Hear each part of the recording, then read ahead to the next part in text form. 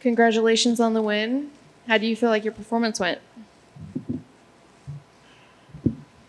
Thank you. And pretty good, I came here to do one thing, and that was to get the W. So when you have these two great performances and now you have a 3-round decision win, which one ranks higher? I mean, you have 3 rounds to show everything you can do, but then you also have these highlights. Which one just kind of feels better for you? I would definitely say quicker, just because, I like getting in there and getting out. I like having an early night. But at the end of the day, I like to get the fans what they want. And, sometimes it might be a quick one. Sometimes it might be, a show. Do you have any injuries that you're aware of right now that maybe you're going to keep you out for a little bit? Nothing too major. Just my hand. It was just like a little cut from the wrap. That was about it. How soon do you want to get back in there? Do you want to take some time? I know you just did a 3-round war, so you're going to want to rest. But what's your timeline look like? I mean, really, whenever my body tell me it's good, when this injury clear up a little bit. And I mean, I'm a fighter. If I could fight every month, I would. Do you have someone in mind you'd like to fight? Not in general, no. So Impa called you out, not in a mean way. It seems like he wants to fight you. Is that a fight you're interested in? Who? Impa? I don't know how to pronounce his last name. Kisangane. Thank you. Nah. Oh, because you don't know who he is, or? Nah, I mean, at the end of the day, man, I'm here.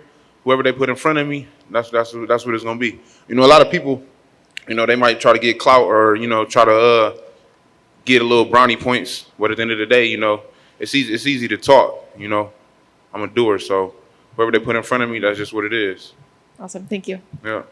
Hey, man, usually when you hit people, they tend to fall down. Were you kind of surprised he was able to eat some of your punches the way he did? Not really. I mean, he did surprise me by how tough he was.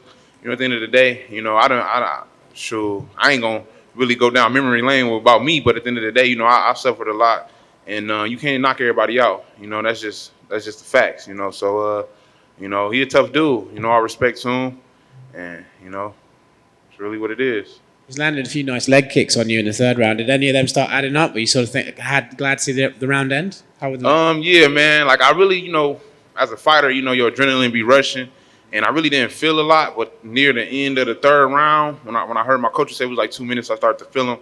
But I just had to finesse my way and just continue to do what I was doing.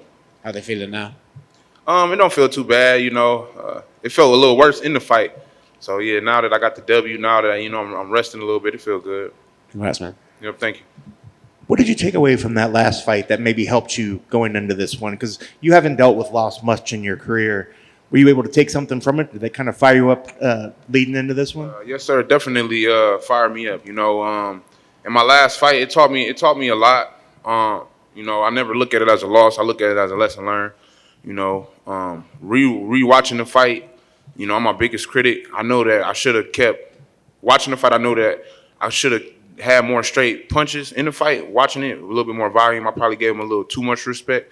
But even watching it, and you can go back and watch it, like the numbers spoke for themselves. Like I outlanded him every round to the 3rd round. And even in the 2nd round, he tried like a Hail Mary submission with like 4 or 5 seconds left. And then the 3rd round, he took me down, which I would have gave him the 3rd round, but that's still 2 rounds to none. I mean, 2 to 3. 2 rounds to 1. So I felt like I won that fight. But it definitely showed me that those last 30 seconds to a minute is super critical to the judges. So you just got to just give it your all, no matter if you feel like you winning or not. Just keep going to that bell. And so by the time we got to the bell on this one, you were pretty confident that you did enough to get it? Definitely. And looking at 2020, you were pretty active. Out of a lot of the guys that were trying to get fights in 2020, I think you had 4 fights.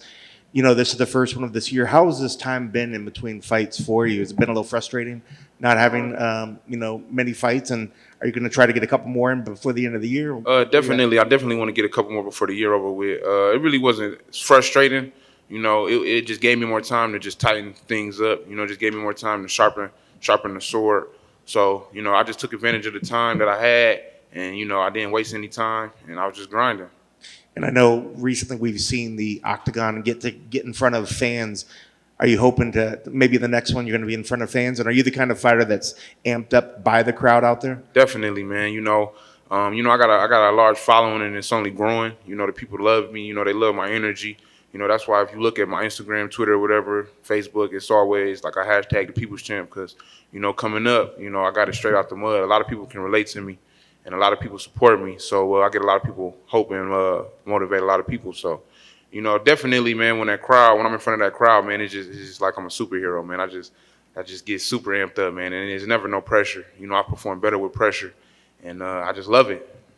And lastly, not to take it down from that, you dedicated the fight. If you could speak a little bit again about the dedication of the fight you dedicated to someone that lost their fight to cancer. But can you go ahead and say that again? Yeah, man. Once again, man, Talon Oliver, that's his name. He was 15 years old. He was battling with sarcoma cancer, if I'm not mistaken. Right before, probably like a month before my fight, his people reached out to me, basically told me that what he was going through and that, you know, I was one of his favorite fighters. So before I went out to Albuquerque, because I was out there training at Jackson Wink and stuff, before I went out there, I gave him a shirt, sent him an autograph, basically sent him a video, told him just keep fighting, you know, and then he reached out to me and just basically told him that it put a smile on his face. He really needed it.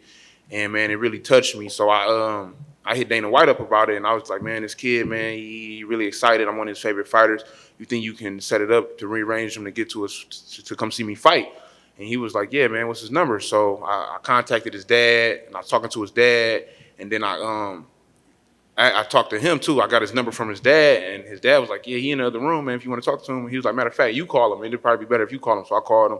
It made his day, and you know, he was supposed to be here today, but 2 weeks right before, like from today, you know, he's lost his life.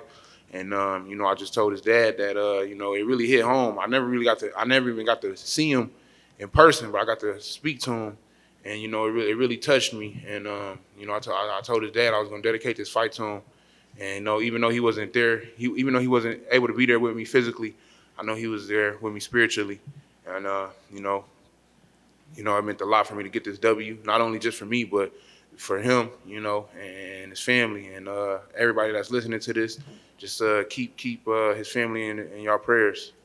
I thought that was wonderful that you dedicated it for him. Have you ever been involved with something that's been able to have a platform like this to reach out? Because I'm sure the fight means a lot for you as well, but now you're actually helping people with their dreams. You're helping people with their struggles. It's got to feel nice to know that you're reaching a whole another platform. Yeah. I mean, as I came up, that's why I said, like, I always, my thing was never, like, my whole concept and motto was never just to make money. It was to make the impact as well. So, like, even on a regional scale, like, I always reached out. Like, I used to go to, like, the YMCA, and I help, like, I just volunteer and help out, like, with the elder people with, like, Parkinson's disease, you know. I just do, like, community service stuff, like, with the churches and stuff like that.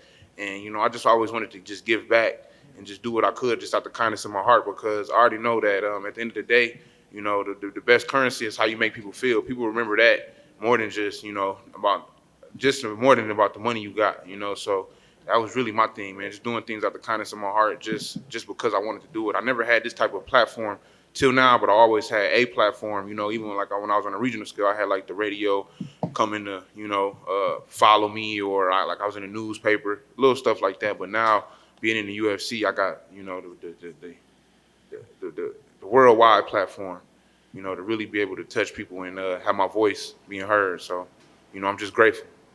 I think that's a wonderful message, and thank you for doing that. That's wonderful. Yeah.